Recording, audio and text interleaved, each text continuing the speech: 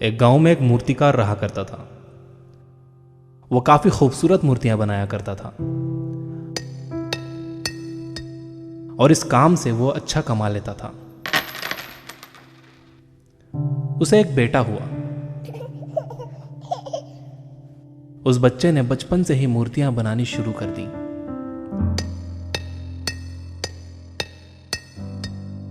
बेटा भी बहुत अच्छी मूर्तियां बनाया करता था और बाप अपने बेटे की कामयाबी पर खुश होता था। लेकिन हर बार बेटे की मूर्तियों में कोई ना कोई कमी निकाल दिया करता था। वो कहता था, बहुत अच्छा किया है, लेकिन अगली बार इस कमी को दूर करने की कोशिश करना। बेटा भी कोई शिकायत नहीं करता था। वो अपने बाप की सलाह पर अमल करते हुए अपनी मूर्तियों को और बेहतर करता रहा।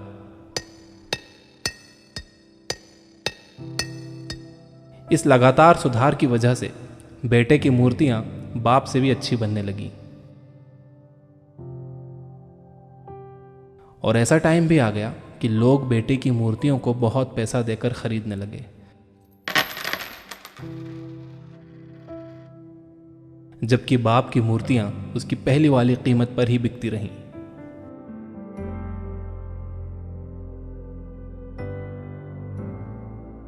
बाप अब भी बेटे की मूर्तियों में कमियां निकाल ही देता था, लेकिन बेटे को अब यह अच्छा नहीं लगता था और वो बिना मन के उन कमियों को एक्सेप्ट करता था, लेकिन फिर भी अपनी मूर्तियों में सुधार कर ही देता था।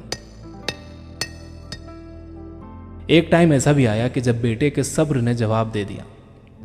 बाप जब कमियां निकाल रहा था तो बेटा बोला, आप तो ऐसे कहते हैं कि आप जैसे बहुत बड़े मूर्तिकार हैं। अगर आपको इतनी ही समझ होती तो आपकी मूर्तियां कम कीमत में नहीं बिकती। मुझे नहीं लगता कि आपकी सलाह लेने की मुझे जरूरत है। मेरी मूर्तियां परफेक्ट हैं। बाप ने बेटे की यह बात सुनी तो उसने बेटे को सलाह देना और उसकी मूर्तियों में कमियां निकालना बंद कर दिया।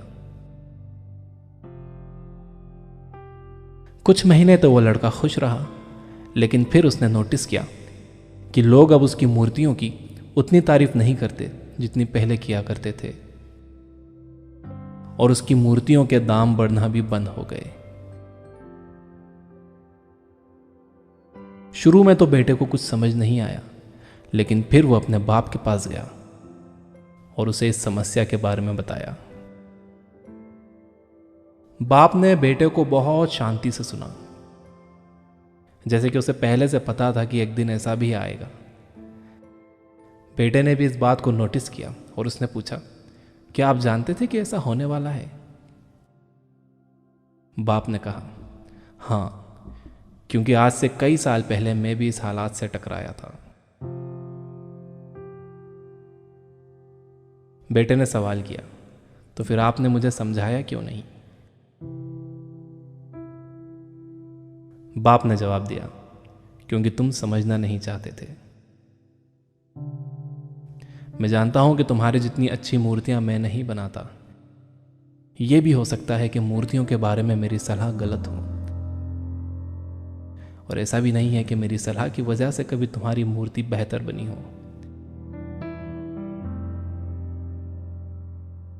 लेकिन जब मैं तुम्हारी मूर्तियों में कमियां दिखाता था, तब तुम अपनी बनाई मूर्तियों से सेटिस्फाई नहीं होते थे। तुम खुद को बेहतर करने की कोशिश करते थे और वही बेहतर होने की कोशिश तुम्हारी कामयाबी का कारण था। लेकिन जिस दिन तुम अपने काम से सेटिस्फाई हो गए और तुमने यह भी मान लिया कि अब इसमें और बेहतर होने की गुंजाइश ही नहीं है,